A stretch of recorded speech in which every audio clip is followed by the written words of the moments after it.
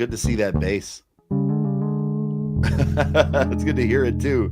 It's good to see you too, man. Dude, rounds on this bass. Rounds. Oh yeah, that's right. I remember. I think I put rounds on that bass the last time I was in Leeds. I took the glory for that just a few days ago. I was like, so I put some rounds on it, and Ian was like, dude, I mean, just, let me stop you. I put the rounds on.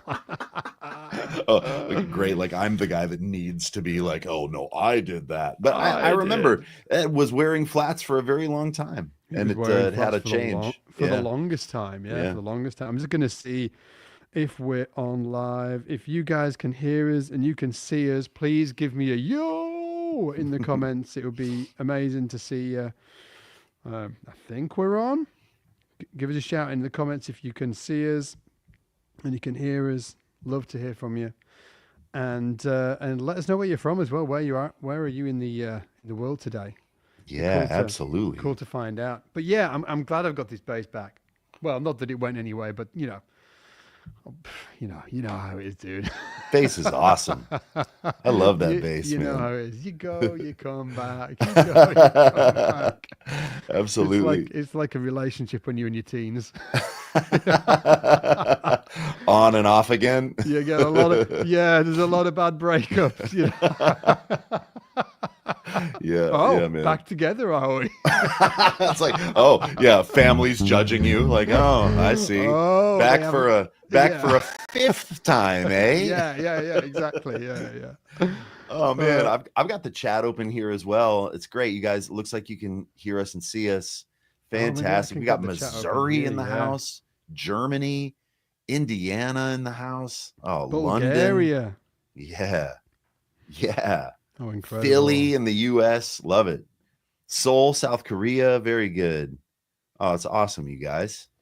Dude, guys in the chat. Have you ever had like a breakup multiple times with the bass? Please, if you have, what bass was it? Please let us know in the chat. Which bass was your breakup bass? This is absolutely my breakup bass. Keep coming back around. Keep coming back around. You know, maybe I should have just never left. You know, there's definitely an argument to that. Have you had a breakup bass? I mean, I definitely have. Yes, for sure. I guess so. Yeah. I come back to things. Which is it though? Probably like the Fenders. I haven't played those the 78 and 68 jazz basses in quite a while. Is it the Antigua? Yeah, the Antigua and the beat up Sunburst. Been rocking these lulls, which I just freaking love. And then I pick up the Fenders and they just don't feel as good to me anymore.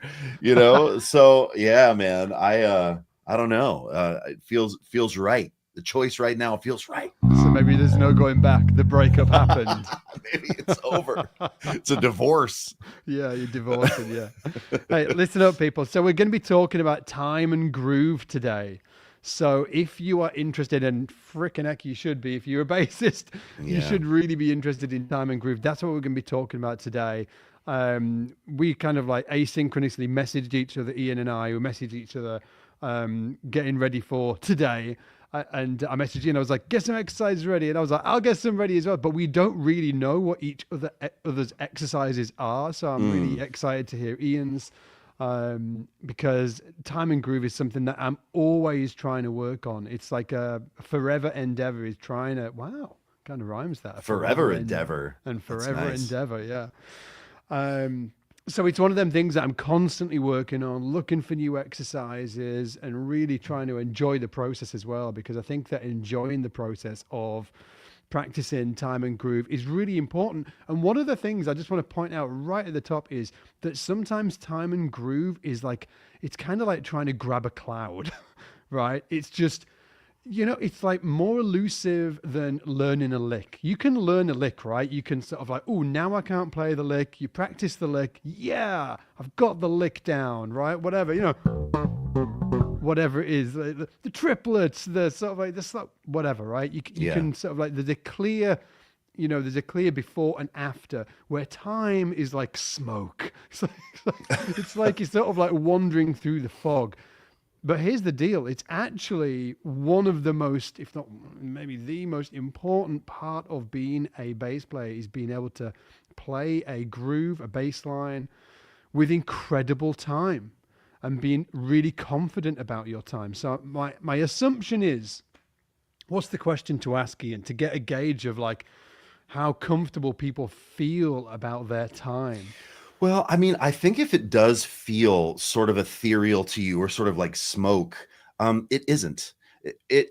There's actually, if you think about grid, I think you really have to understand grid first. And I largely like two grids in Western music, the straight grid and the swing grid.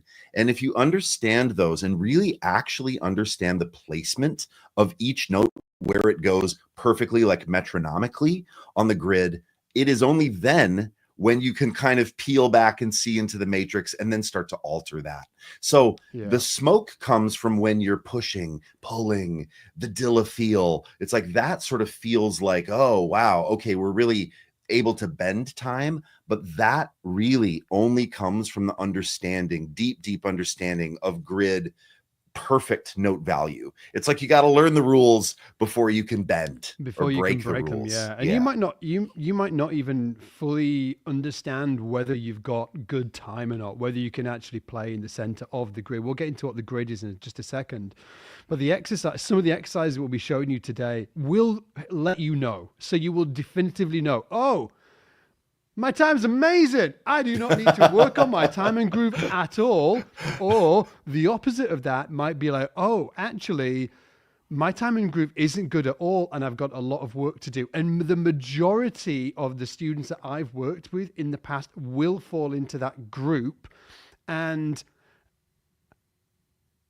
if I had to take a random, do like wild percentages that don't mean anything, right? I'm going to take a wild percentage guess that 90% of the students in that group didn't know that they needed to work on their time and groove. Sure. Yeah. You know, and me too, right? When I was in that group, I didn't know either. Hopefully these exercises today will help you understand, find out whether you need to work on your time and groove. Which you probably do, because I do as well, and Ian does as well. We all need to do Of course we do, yeah. And if you're one of those people that's like, I have amazing time, I don't need to work on this, that's a delusion. That's not true. I mean, and even if you do have good time or great time, spending time working on these exercises is incredible always. I thought you were going to say, good for you. No, instead I'm calling you out like you're a liar. Yeah. And it doesn't do you any good to feel that way, actually. Like it only benefits you to think, ooh, this is something that I can for sure work on and get better at, because we all can. Yeah. Absolutely. And listen, one of the reasons we're doing this, is because we love bass and we love, hanging out with you guys and giving you the good stuff. But another reason is that we've just opened a brand new program for enrollment called the Full Stack Bassist. If you haven't checked it out, you should go do that. We've pinned a link. You'll be able to hit that pinned link. Go check out the full program.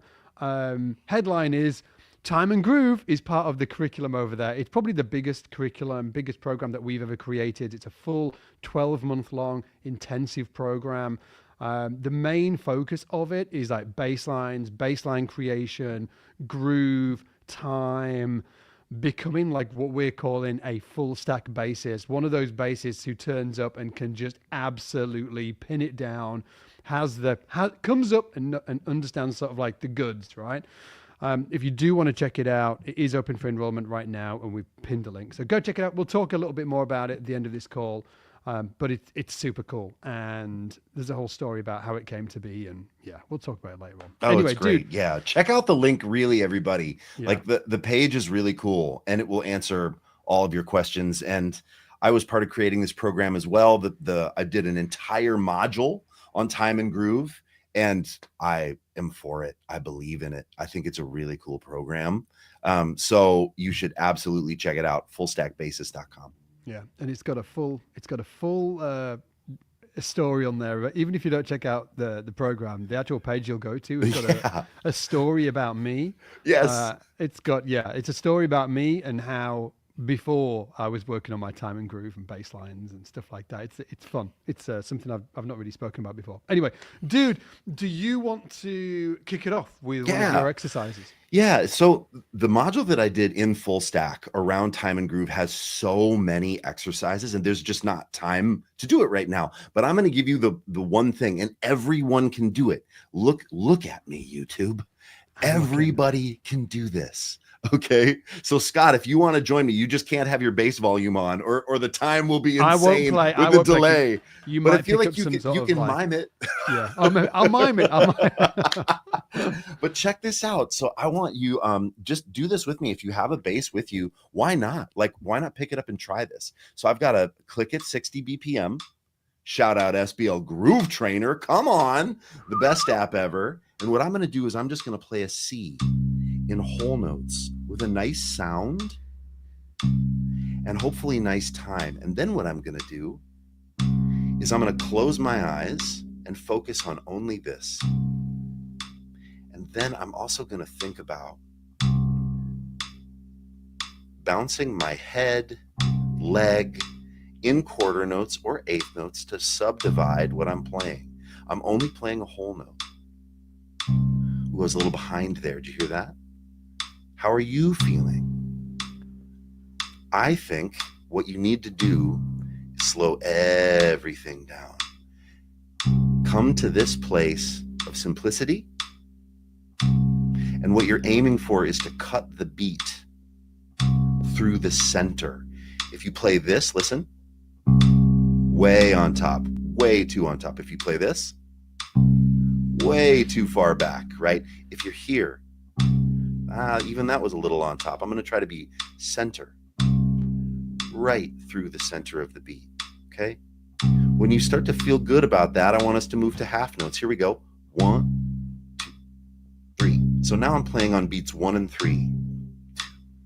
And what I want you to do, it's not about getting this perfect. It's about noticing your tendencies, okay? So if you're here and here, you're in front. If you're here, you're too far back. I want you to be dead center. Here comes quarter notes. Ready? 3, 4, move to quarters. 1, 2, 3. Now here, you should feel like, ooh, I'm locking into this quarter note thing because you've already been bouncing your leg, your head in quarters. You're splitting that beat in the center. That quarter note for you right now at 60 BPM should feel pretty good. We're going to move to eighth notes. 2, 3, here comes eighths. So we're here. Slow eighth notes are hard to pocket, baby. We can try them all just absolutely even, or we can bounce them like 1 and 2 and short, long, short, long, short, long, right? So you can vary your approach, come back to just straight up, okay?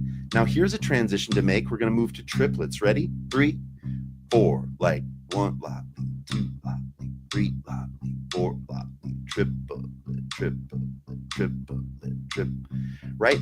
And make this transition feel good. Let's go back to eighth notes. Ready? This transition's tough. Here we go. 1 and 2 and 3, right? Back to triplets. Triplet, triplet, triplet. You ready to go to 16s? Here we go. 3, 4, 1 and 2 and 3. Again, that transition is tricky. Okay, we're going to go back down the whole thing now. Triplet, triplet, triple. Eighth notes. 1 and 2 and 8. Quarters. Halves. 1, 2, 3. Back to whole notes. 1. Don't get lazy here. Okay. 1. Straight down the center of that beat. Right? One more, we'll wrap it up. Here we go. 1, 2, 3, 4. Can I just add something, Ian? Please. Can I just add please, something? please. Just for everybody watching, what's really important here is there's 2 things going on. Okay. One is the subdivision. Yes. Okay. Next is the placement of the subdivision. Don't fall into the illusion that if you get in the subdivision correct, that's it. Nailed it. You haven't.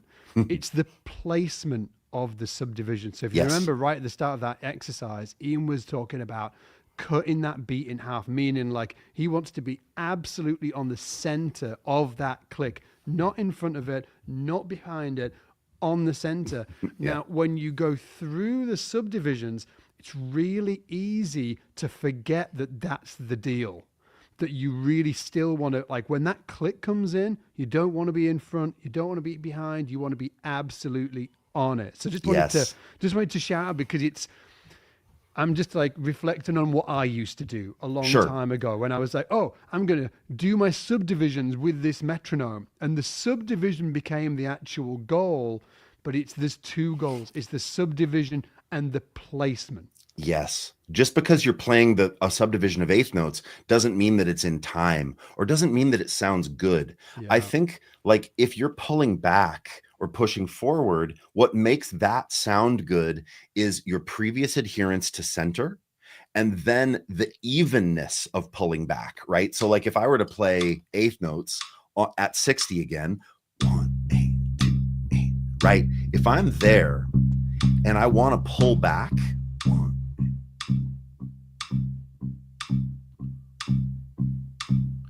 the evenness is going to make it work. But if I am all over the place, like if I pull it back and I'm like,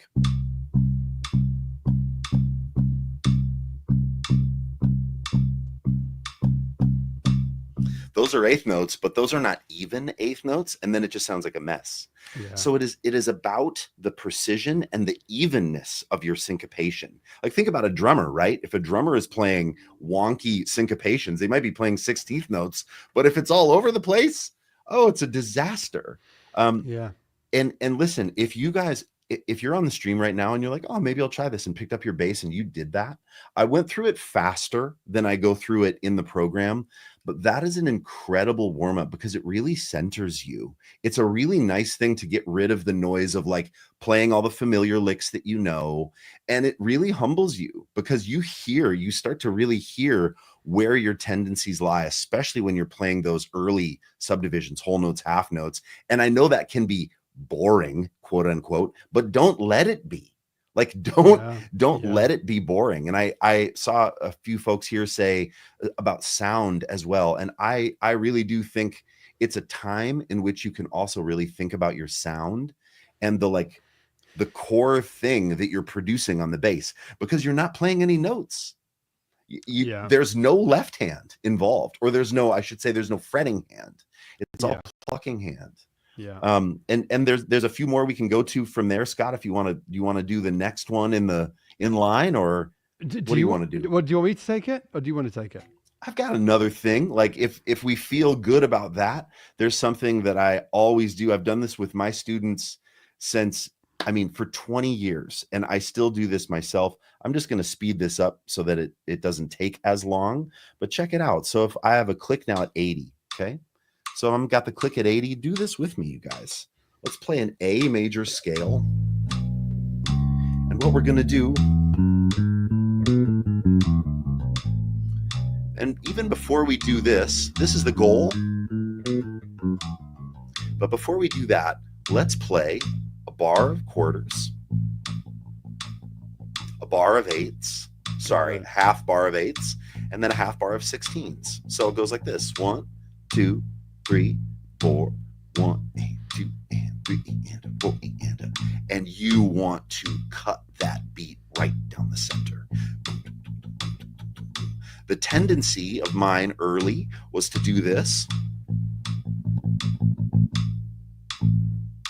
was to speed up the 16s like this, like, oh my God, and then go, oh, I'm ahead of it, and then slow down the quarters. And that's uneven syncopation. I'm playing correct divisions, but if I do this, I'm playing uneven, right? So I'm playing eighths, 16s, back to quarters. I'm bouncing. You can't see it, but I'm bouncing my leg in eighth notes. Got my head going in quarters, okay? And then once that feels nice, let's attach it to a scale. Ready? A major, up to the 9. with nice sound, no clanky frets. Ooh, I was a little behind on that division there. Right down the center of the beat to the best of my ability. Okay, I'm going to start now from here. The other way is to go the other way. Ready? Like this.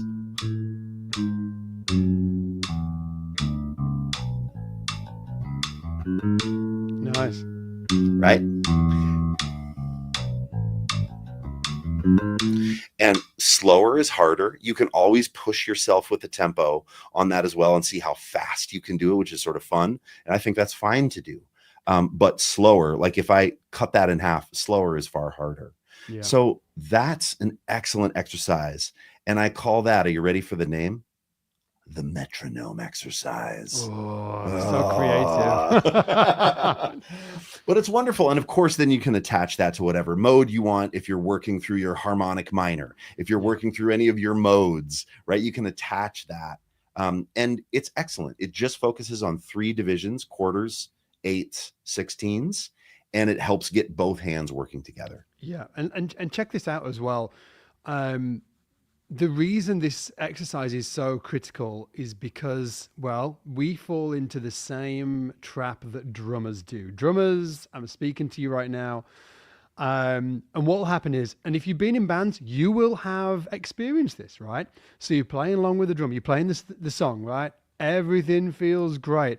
And then the drummer does a fill, bam. And then suddenly everything's and then you have to rejig. Now what's happened there is, as the drummer did the fill, he actually left the grid, or she left the grid, right? They left the grid, and then suddenly they come back in and they're out of time with everybody. With this exercise, it's the same deal, okay? Yes. It's if you're going like this,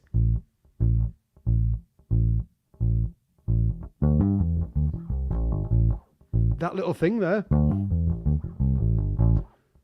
you need to be able to do things like that and for it to be still locked in. You need to be able to go from quarter notes and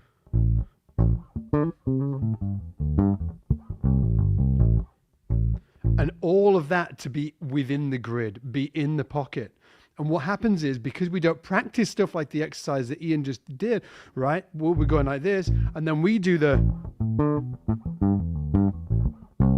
whatever it is, and it all go, you leave the grid. Yeah. You leave the grid, it sounds crap, and then you come back, and that's the difference between having it dialed in and not having it dialed in, right? And that exercise that Ian showed us right there is perfect for doing that, because what you're doing is you're moving through the subdivisions with the North Star of really being locked in with that metronome, really being in the pocket through the different subdivisions. So when you come to do a fill, you're going to really be able to feel whether you are still in the pocket or whether you're drifting or not. So it's the perfect exercise for stuff like that.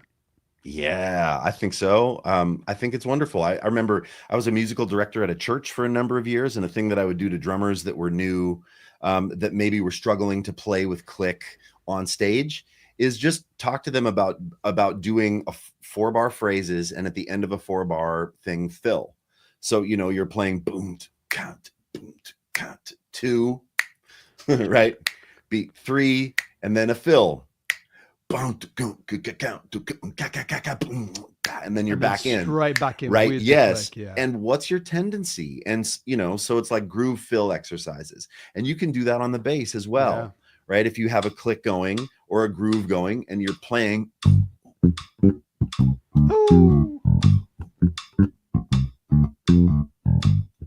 Maybe that's the groove. And then a fill. Totally in the pocket. And if you're not, right, like the tendency is to push fills, like, yeah. And did you hear that? Like, yeah. And that sounds amateur.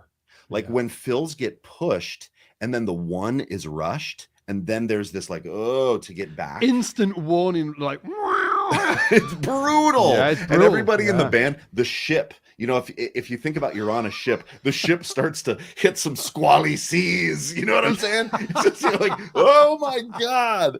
So yeah, and it's a big deal. And even when I do that, like I hate the sound of my playing when I intentionally push like that. I'm like, ooh, like it kind of feels like I'm doing something wrong. Yeah. You know, but it's wild, great to isn't it? do that stuff and to hear your tendencies in it, you know, It- so to come up yeah. with the same groove you play over and over, and then you fill at the end of it. And then what's happening? Are you landing in the pocket? Are you ahead? It's so good for you. Just to reiterate what you said Yeah. as well, just in case anybody missed it, because I think you're bang on. It sounds amateur. That's Yes. the key phrase that Ian Yes. said. Like when you do that, when you're playing a fill, when you're locked in, you do a fill, and then you remove yourself from the grid, you start sliding, and generally, as Ian said, rushing.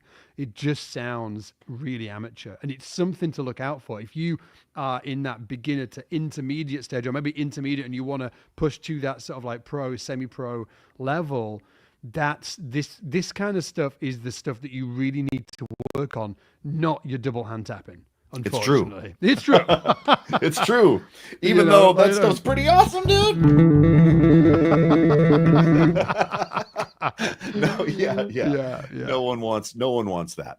At least not in my world. And this as well is giving you, this exercise is giving you a great appreciation for the grid as well. We mentioned that before. The grid is generally, I always like, for me, it's visual. So when somebody says the grid, I always just see sort of like, do you know Tron? Yeah, of course. Like, you know, with like them squares, something like that. It's really visual for me, and it is actually. If you could actually draw it out on a blackboard, or maybe do people have blackboards anymore? Maybe they're whiteboards now, or people an iPad, right? You can draw it out. Classic blackboard. That's cool. I love a blackboard. Bit of chalk and a blackboard, can't go wrong. Anyway, so the grid can be visually represented, and in general, when people talk about the grid, it's the subdivisions between the beat, right? So maybe you've got like 4 beats in a bar or 4 beats in a measure, and you're feeling a subdivision in between. You're not just thinking 1, 2, 3, 4. You might be thinking 1 and 2 and 3 and 4 and, or you might be thinking 1 eander, 2 eander, 3 eander, 4 eander. That's when I'm dividing it by 16ths, right? That's the grid, right? That we're all agreeing to play on when we play with each other. Or it could be triplets. 1, 2, 3, 4. 1 and 2 and 3 and 4 and 1 triplet, 2 triplet, 3 triplet, 4 triplet, 1 eander, 2 eander, 3 eander, 4 eander. There I went from like 8ths to triplets and then to 16ths. The grid is always there. So when we're playing, you know, whatever it is.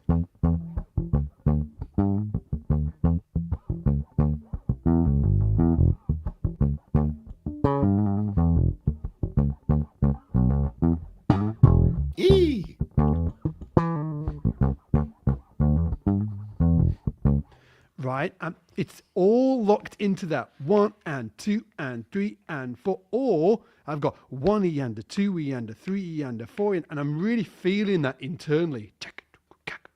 Yes. And that's what all of the notes, all of the stuff that I'm playing can be on those points in time. They can be on the grid, and you can move them around. Super cool. Do you want to show the guys that exercise that we were playing around with before? Yes, when I was playing on So let's do this. Can I take them through one time through just the 16th note syncopation hunter, and then we're gonna put Scott to the test, and it's gonna be awesome. So guys, this is the 16th note hunter, and this is amazing. So metronome where you want. Let's do it at 80 to spend less time. What I'm going to do is I'm going to play each subdivision. I've got 16 notes, okay, in a bar of music. The 1, the E, the and, the then the 2, the E, the and, the 3, E and 4, E and And instead of just thinking about it as a steady stream, 1 E and 2 E and which is what we've been doing previously, we are actually going to pick out, we're going to sharpshoot out each division, okay? So it's going to sound like this: 1, 2, 3, 4, like 1 E and 2 and. You say it, 1 E. So now I'm moving through. I'll keep there. 1 E and 2 and 3 and 4 and 1 E and 2. Now the and of 1. 1 and 2 and 3 and 4. 1 I'm going to move to the of 1. 1 That's one of my favorites. That's lovely.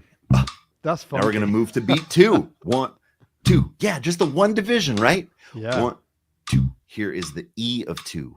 1 and E. One more time. 1 and E. Now the and of 2. 1 and 2. Again. 1 and 2 and. Here's the of 2. 1 and 2. 1 and 2. Beat 3. Ooh. 1, 2, 3. I'm just going to go through them one at a time now. 2 and 3. E. Here's the and of 3. 2 and 3 and. 1 and 2 and 3. 4. 1, 2, 3, 4. 1 and 2 and 3 and 4. E. 1, 2, 3 and 4. And 1 and 2 and 3, 4. And 2, 3. Back to 1. Beautiful. That, if you can do that, you then when a drummer is going boom boom boom ka boom boom boom ka, you're not going you're not guessing, you're not going is it no, you're going 1 oh I see, the kick drum is 1 e boom boom boom ka boom boom boom ka 1 e 2 e and 1 e 2. Like it absolutely slows everything down, and it is Neo in the Matrix. I know that's a 40-something reference, but it's all right. Scott knows what I'm talking about.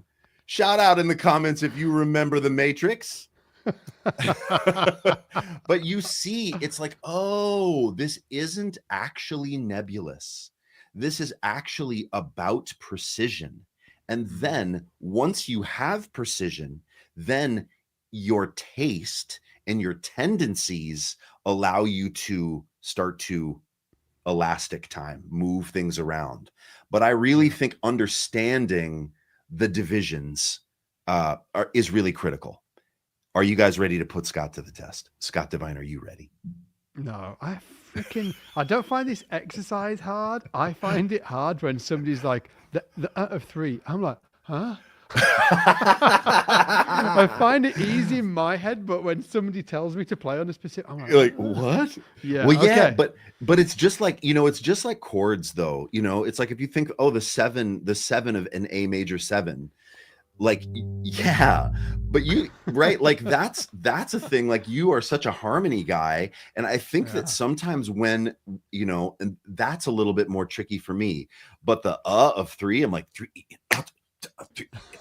Like I want that all day long, but I've really, but dude, you're a monster time machine as well. And I loved doing this in the sound check. We did this. We're going to do it now. Scott's going to fire up a groove and I'm going to put him through the pace. What BPM were you on? That was 80, but do whatever you want. Where were you? On 80. I'll do on 80. So, okay. So here's the deal as well. This track that I'm about to put on, I really like to practice with just, and not all the time. Like I do, I'll show you something else that I do later to an actual groove. But there's a lot to be said from just practicing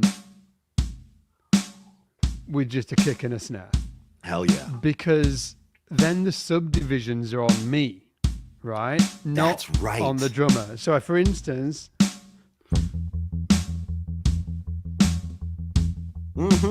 yes, sir. Versus. Ooh. Does anybody know what Scott's doing here? The difference between those two feels. The first one?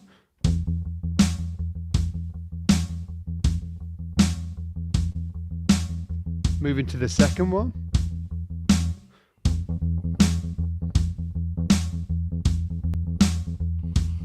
Yeah, RMF Foley Music's got it. Yeah, that second one is a swing feel. It's based on the triplet grid.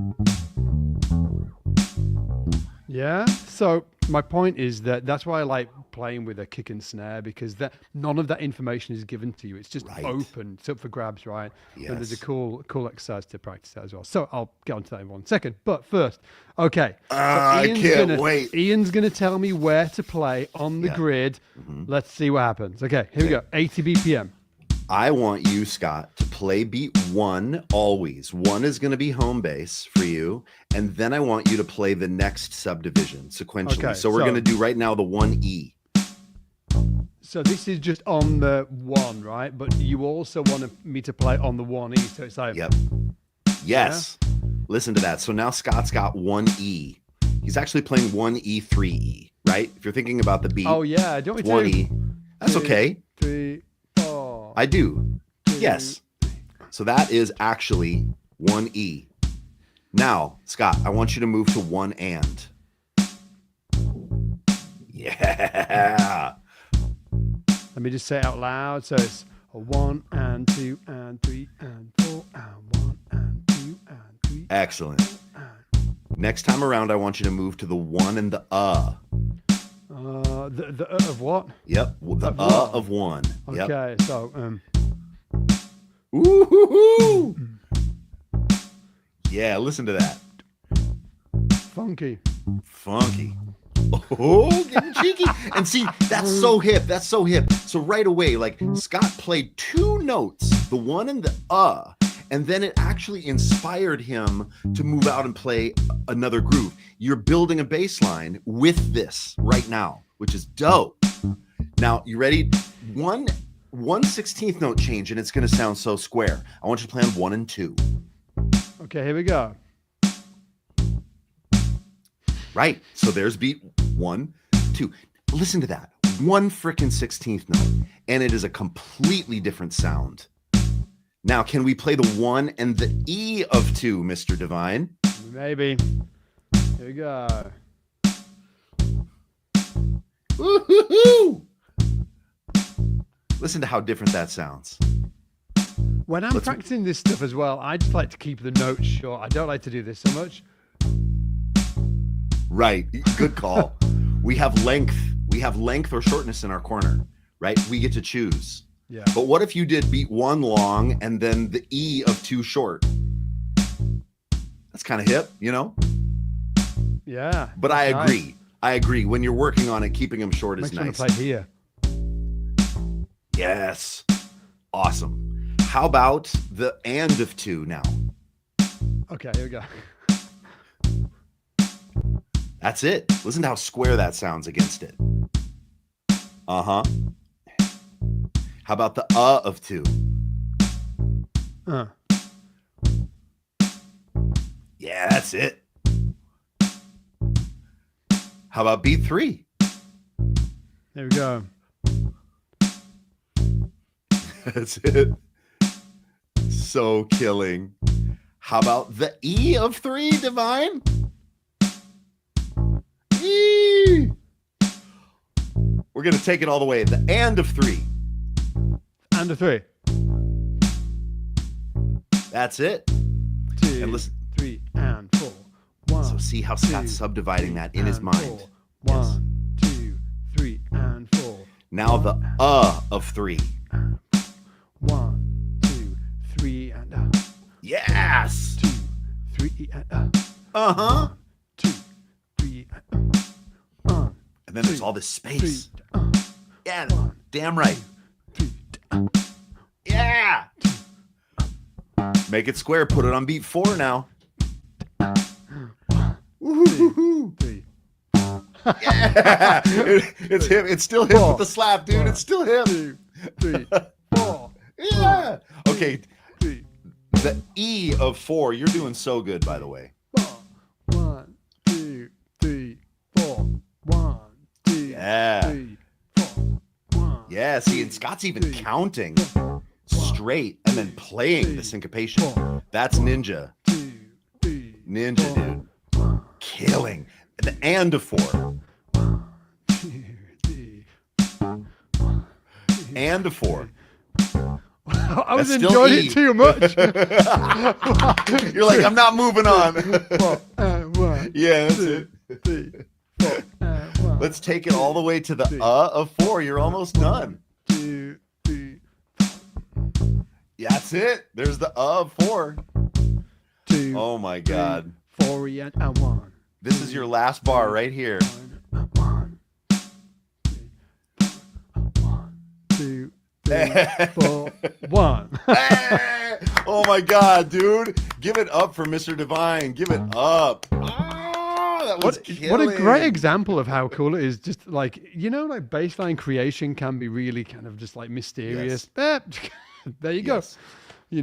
Take 2 beats within the grid, put them on the same note or different notes. It can work great. It can work Yes, great. absolutely. And I saw someone in the chat too asking, hey, can we have a PDF of this? Can we, like, how do we learn more about this?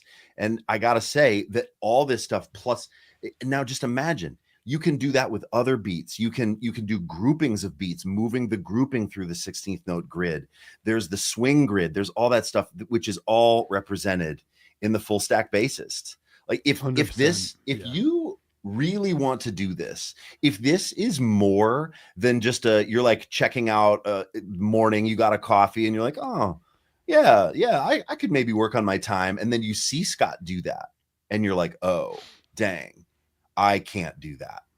Sign up for this freaking program, you guys, because it will take you through. You will, if you put in the time, it will give you those results. You will be able to have fun, talk about it, build a baseline through a grid like that, like you just saw Scott do. Yeah, and that's only a small portion of like a fifth of the program, right? So like it's focused on groove, time, but also like all of the note side of baseline creation as well, stylistic stuff, the whole gamut.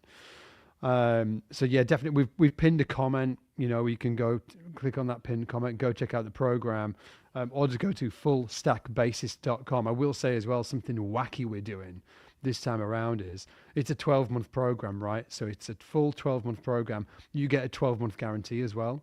So if you do the entire program and you feel like it didn't rock your world and we didn't deliver on our promise, we'll give you a full refund. Find me somebody else that does that. I can't find it. That's amazing. Find me someone else that does that. Yeah, so check it out. It's a really, really awesome program. So just to talk a little bit about the kick snare thing that I was doing earlier. Yes, please. So what I really like to do, I'm just going to put I'm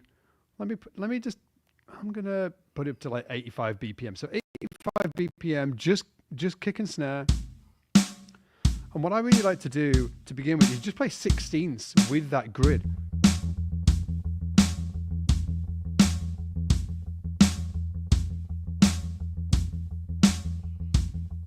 Dude, I dig your time feel, man. It's just sounds great. Can I just say I time myself doing this as well? It's not to make sure that I've done the time. I'm just always fascinated by how much I can, like how long I can do this for. Like I'm just gonna take you through these. It's like literally just like 2 exercises, right? I regularly spend 30 minutes just doing this. Do it. It's this and a little more. I'll show you what it is, but it always like blows my mind. So anyway, we got the kick and the snare on 85 BPM, right? And what we're going to start doing is just straight 16ths, which is what we've been working on before, right? A 1E and a 2E and a 3E and a 4E and a... Yeah. And what I like to do, just as sort of like a technique thing, is I like to, instead of going this, I like to get a little bit of left hand muting in there. Because it tightens it up, but it also gives me a better indicator of where I'm sitting. Absolutely. I often record myself doing this as well. It kind of takes the veil, the lack of length of note, right? Kind of lets you hear the attack a little better. Yeah, it really does, yeah. Now, I'll sit with that for a few minutes. And when you're doing this exercise, just make sure that you're keeping that right hand or the left hand, your picking hand, right? Make sure you're keeping it nice and relaxed, otherwise you'll just burn it out. Now the next one is really similar to what we were doing with Ian earlier. I'm just going to play broken, right? So I'm just going to go from this, to just broken.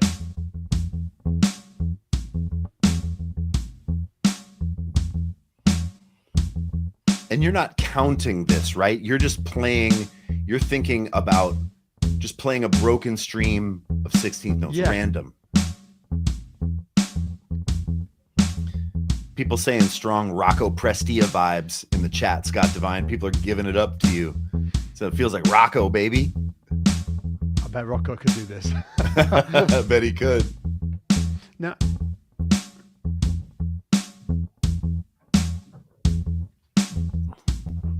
yeah.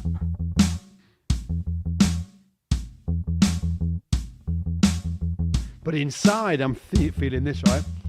The steady stream. You're feeling the stream inside. And I'm just choosing where I...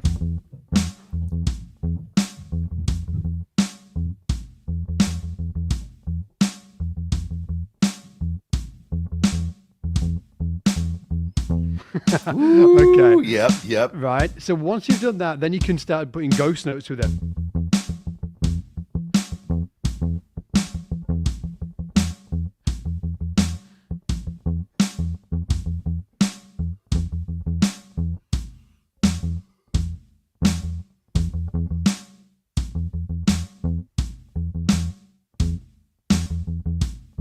Yes, sir. Okay. Now, once you've done that, what I like to do, let's say I'm like in E minor kind of vibe, right? I will take like an E minor pentatonic scale.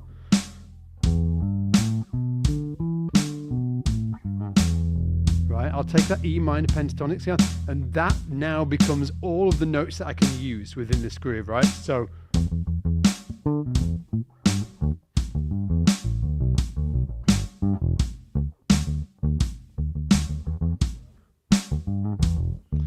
Some notes come into the equation.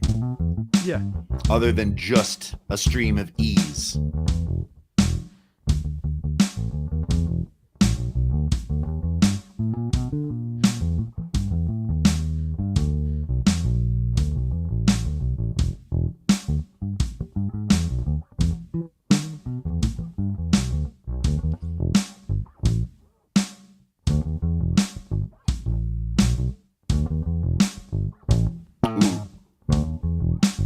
Do that again. Yes, sir.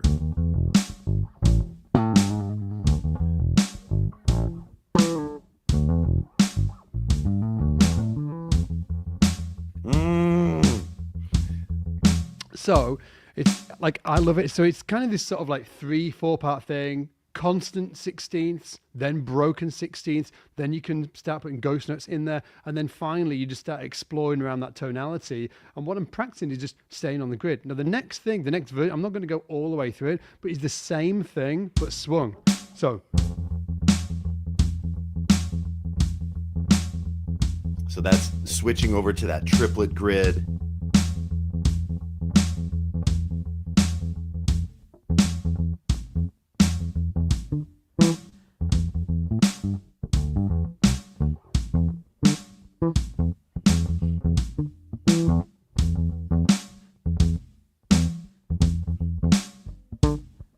Hell yeah, dude.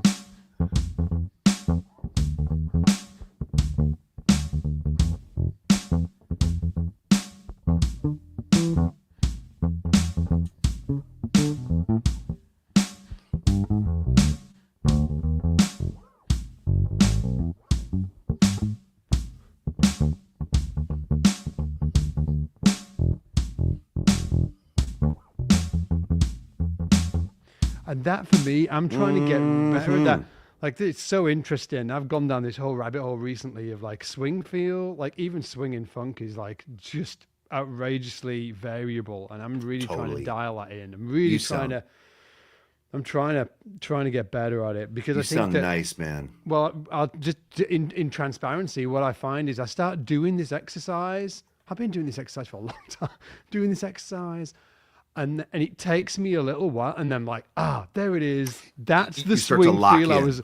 I'm like, that's the swing feel I was looking for right there, but I didn't have it at the beginning. So it's just to transparently say I'm on this journey as well. I have to point out something too, that in the straight example, but before you went to the swing, the straight example, you sort of found something that you went back to. And it's a really interesting thing. So this is an improv exercise. Okay. And guys, when we talk about improv, or when you hear people talk about improv, you're thinking, oh my God, all the chord tones in the head of Donna Lee. No, you can take one chord and play a groove like Scott was doing. Yeah. And Scott discovered a thing. Like you discovered like something like this. You discovered something in that zone and you liked it. I could tell. And then you went back to it and back to it and back to it. And it's a great way to start to play stream of consciousness. And then if you find something, guess what? You've just written a bass line, right? Yeah. you've just written something. That's How what I cool is mean that? about like how long it can take as well with that exercise. There's so much there. There's so much there that you can just kind of like meander around, and like I'll regularly do like 30 minutes and I'll be like, whoa, I just been going dug dug dug dug or dung dung dung dung dung, you know what I mean, for like 30 minutes. It's pretty wild. It's really really useful as well. Really impactful for your bass playing, and really becoming one of those bass players that has their time, their groove, their rhythm locked in. It's Mm, such a relief for the other players in the band or the ensemble, whoever you're playing with, when that happens. yes. I mentioned it before, there's a whole story about, if you go to fullstackbassist.com or click on the link that we've pinned, there's a whole story about the before and after.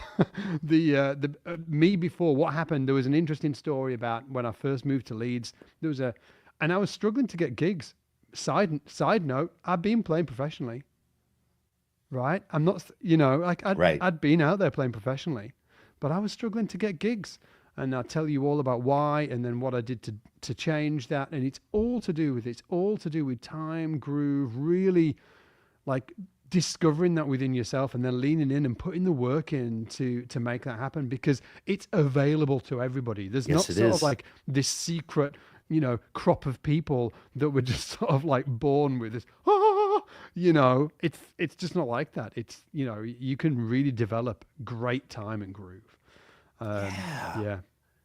Absolutely. And this impacts everything. The more you do it, the more confident you're going to feel. And even like, even then when you're on the bandstand and someone calls something out, like, oh, you have to start this. Oh yeah. And you feel it inside. You feel like it's everything. It's absolutely everything. Someone in the chat said a minute ago, like, wait, is that parking lot example, which is what we called it in Yes. the You and course that I Steve did with Gould. Steve Yeah. Gould. Yeah, Yeah. that's what he calls it. Is that like maybe the most important thing over everything? And I mean, I don't know that I'd go that far, but I think it's up there. It's It's like like it's one of top the things. three. Yeah, it's one of the things. Yeah. Yeah, It yeah, gives you this, it gives you a sense of, oh, I know where things are. I understand. Just like chordal vocabulary gives you understanding and harmony. I know how to play the chords. yeah, And Scott goes on and on about, like, if you don't know how to play chords on your instrument, if you don't know how to break apart triads and chord tones, you are like a guitar player or a keyboard player that doesn't know how to play chords. chords. And that's scary. And I think too, if you don't know how to break apart rhythms and understand rhythms, you're like a drummer that can't play even rhythms. Oh, I love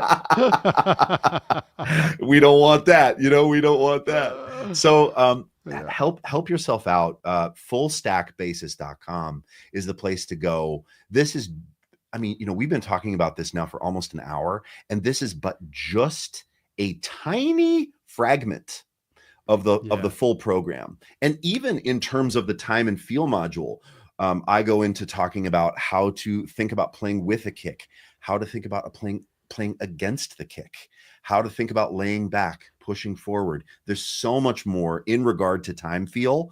And then that's just one piece of the program. Then there's all kinds of other pieces that get into genre, that get into tone, that get into understanding chord tones, scales, and modes, the most important ones, technique. It's an entirely comprehensive program, and it's available. That you see that link scrolling. That's I Full know. Stack Bassist. I was surprised about this. This I was like, wow, Yeah. full stop basis.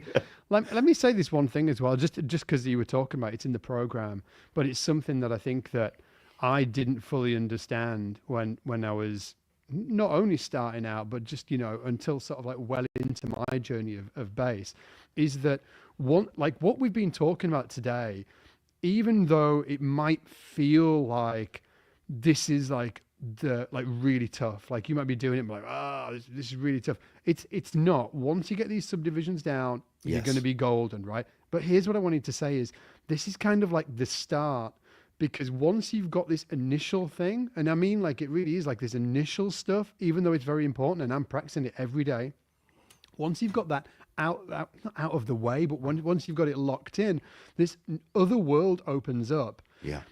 where you realize that the grid is malleable, it's flexible, Yes. right? So we've been, talking about it like 1E and a 2, and it looks, when you're visualizing that, it seems like all of these points are very kind of, Yes. there's 3 millimeters between each one, and it's actually not like that. You can actually, it's malleable, and you can choose where you play on the grid, and there's a whole world of fun to be had with that. And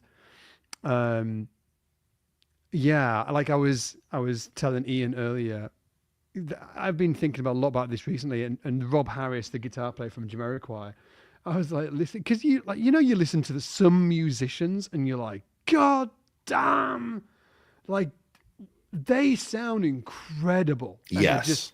and check it out.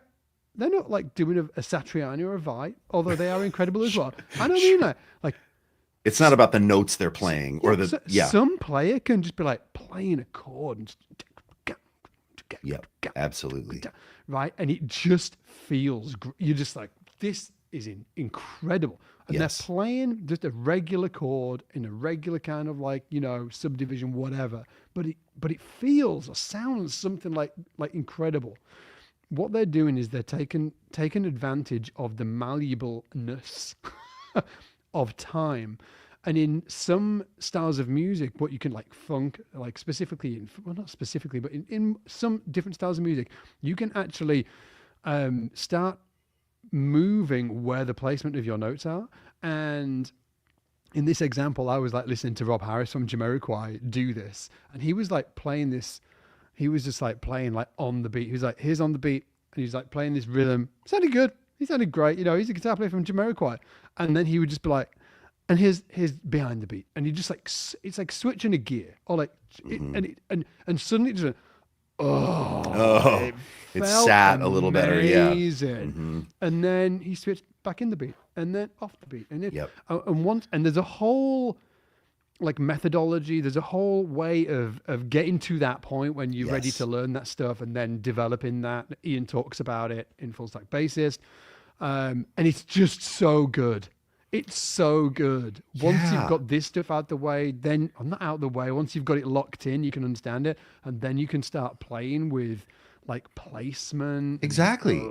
And guys, it's just like vocabulary in terms of scale or in terms of chord tone. Like once you learn the vocabulary, you can start to use it. You start to use it in a little out of box way. You can start to solo. You have command. And when you have command of grid, the 16th note grid, the swung 16th note grid, then you can start to play with those rhythms. Things slow down metaphorically. It's the matrix. You go, I get it. And now I can pull things back a touch. I can push things forward a touch. Because you have understanding of center, deep understanding of center. And it's huge. And it's often overlooked. I think drummers talk about this a lot because they're meant to be the keepers of the time. But boy, like you mentioned, Rob Harris from Jamiroquai, like his whole thing. Corey Wong is another person that comes to mind for me of like adherence to time feel, like very specific goals and thoughts around playing time a certain way and the ability to move it. And it's just the coolest thing ever. It's the coolest thing ever. And if you are out there playing in bands, you will, when you start playing with another musician, if you're a bass player, it's probably going to be a drummer. When you really know it, you'll listen to them play, and they'll be playing that same old beat we all learned, right? Yep. Right. They'll be playing that same old beat, but some people, it just sounds way better. It's just like, oh my word, that sounds incredible. Yes. It's because and drummers do this, they're not just like, bear with me a little for just 1 second. When they're playing a beat, they are slightly moving some different instruments within the groove to make it feel like that. Yes. So for instance, they might be pulling back the kick a little bit, or the kick might be dead center and they might be pulling back the snare. So if you looked at it in a DAW, you would see that certain things are actually just slightly off the grid. Yes. And that's why it feels so good. Yeah. And that's what we want to be able to do when we're playing. Yeah. We want to be able to play on the grid. We also want to choose certain lines, certain grooves maybe that we are more malleable with and move around. You can do that with, I can remember listening to a great bass player just a couple of days ago on YouTube. He was playing this groove and then he did this fill, but he just like really sort of like intentionally sort of like pulled it back, and I was like, so cool. It's amazing. Yeah, it's so good. Yeah. Travis in the comments is saying, I want to see the code like Neo, and that is what this is. Yeah, the grid is the code. If you understand the grid and you understand, you're hearing a drummer go, and you want to go, and you understand that a 1 E and a 2 E in the swing grid, a 1 E and just one note can feel powerful because you understand where it's going, and that's the code. That is the code. Seeing those grids. If you're Neo, am I Morpheus? I don't feel like I'm Morpheus. Dude, no, I need them freaking cool glasses. You are absolutely Morpheus, man. You're offering me. You're saying, take this pill, Allison. So, if anybody wants to learn more about this, please check out the Full Stack Bassist. You can go to fullstackbassist.com. Check it out there. We've also pinned a link. Let me give you the quick 1 minute lowdown if you're interested. It's all about bassline creation, groove creation, playing in the pocket, time fill, what we've been talking about today. It's 5 modules long. Each module is like a separate course within itself. It's a 12-month program, but that's it could be more. Like, this is the first time we've opened it for enrollment, and then we'll be closing it down. Next time it's open, don't be, if it turns into, it's an 18-month program. It's because there's so much in the 24-month program. It's really, really jam-packed full of some incredible exercises, and it's all step-by-step, obviously, as a lot of our programs are, specifically the accelerators. If you've taken an accelerator before, somebody asked me the other day, actually, what is the difference between an accelerator and the full stack bassist? Well, other than the length of it and the depth of it, because it's a lot bigger, right? It's almost like sort of like 5 accelerators in one program. So it's a lot bigger, but it's also that an accelerator program, an SPL accelerator program, the fretboard accelerator, technique accelerator, jazz accelerator, what else we got? Slap accelerator. They're very, very focused on one specific area. It's about just doing this one thing, right? Where this is a much broader program. And he's really aimed at the sort of like becoming a great bass player. On the page, if you go check it out at fullstackbassist.com, you will see it says no solos, no jazz, no two-handed tapping, no frills, no party tricks or anything like that. It's just really focused on becoming a great bass player, what we call a full stack bassist. And it's an incredible, incredible program.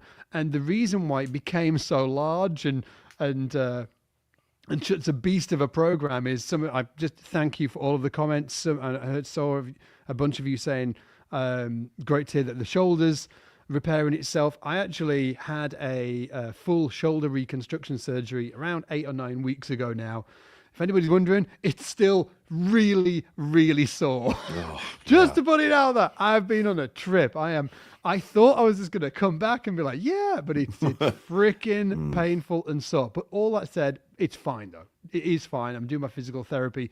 I'm going to be all right, but it's probably going to take more like 6 months to get back to the point where I thought I was going to be in a few weeks, because it's a bit of a beast of an operation. Anyway, all that to say, I had all of this anxiety coming up to the operation that, what happens because there is operation failures, things do go wrong.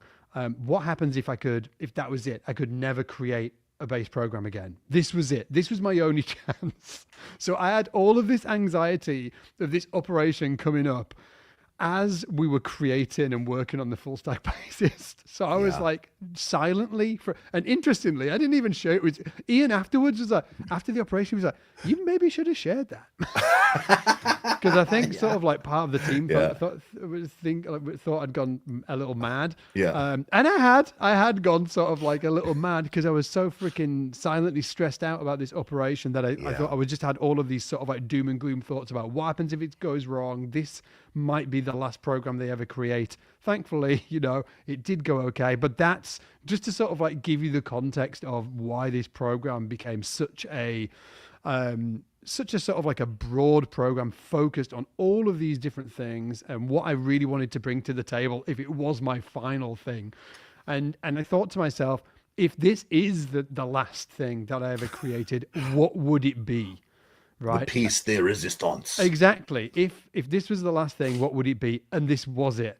Okay, the Full Stack Bassist is it. So definitely check it out. Fullstackbassist.com. And as I said, it's an incredible program. Ian did a blazing job of the time and groove module. Each of the modules, there's 5 modules. Each module is like a complete course in itself. We're also doing weekly practice sessions. It is freaking awesome. And as I said earlier, it's got a full 12-month guarantee as well. Money back guarantee, 12 months. So you can go through the entire program. And if it doesn't rock your world, you can get a complete and full refund. So tell us what it costs, Scott Devine. People are asking what it costs and the deadline to enroll. Oh, dude, it's $500 for the full 12 months. And with that, you also get like, I think $300 or $400 worth of bonuses thrown in it as well. And in terms of the deadline, Alan, when's the deadline? Somebody. When's the deadline? Alan's gonna hang on. I might be able to find out here. Oh, Morrow in the chat is saying November 25th. Can we confirm that? 10 Alan, write you up in the chat. Alan, 11 days. Alan, okay. Yeah. 11 days. Okay. So if you've got a real awesome partner, get him to get it for your Christmas present, early Christmas present. Come on. There it is. We're actually going to be doing a pod focused on Christmas presents. Oh yeah. And one of the best things you can get your bass friend or your bass spouse, or even for yourself, a little self-care around the holidays. Sure. Massage? Yeah. Spa day, or maybe a membership to SBL, right? Spa days rule, dude. Ian revealed the other day that he doesn't like massages and he definitely doesn't like spa days. It's just because I got worked on by a masseuse once, and I felt like it just made it worse. I came out of that place, dude, just like it was not happening. Oh, dude! Next time you're over, we're gonna go to the bass boys go to the local spa. Bass Bros Spa Day. I'm in. If anybody else is in, let us know in the comments. Is anybody up for it? There's a good spa near my place. Who fancies a spa day? Anyway, let's call it, guys. Thanks again for hanging today. If you want to share this, if you have any bass player friends that you think would benefit from checking out this video, improving their time, their groove, pass this video along to your friends. It'd be really appreciated, spreading the word. And that's it. Check out the program as well. We'll put the link, fullstackbassist.com, and we'll see you next time. Take it easy. Take care, everybody.